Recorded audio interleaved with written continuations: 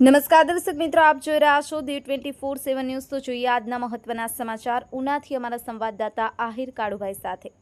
ઉના તાલુકાના વાસોજ ગામ ખાતે આવેલ સીમસાળા રસ્તાનું સફાઈ કામ બાદ ભરતી કામ ચાલુ કરવામાં આવ્યું। ઉનાના વાસોજ ગામ ખાતે આવેલ શ્રી વાસોજ સીમસાળા શ્રી ગામથી દૂર આવેલ હોય ત્યાં સુધી પહોંચવામાં વિદ્યાર્થીઓને ભારે હાલાકીનો સામનો કરવો પડતો હતો।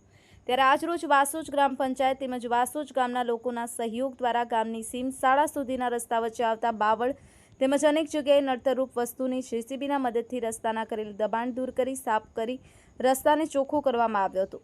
બાદમાં રસ્તાનું લેવલ કરી માટી ભરતી કરવામાં આવી। Bureau report D24/7 news Ramesh સત્યની સાથે। આપની આસપાસ બનતી ઘટનાના સમાચાર જોવા માટે D24/7 ન્યૂઝને લાઇક કરો, શેર કરો, ચેનલને સબસ્ક્રાઇબ કરો।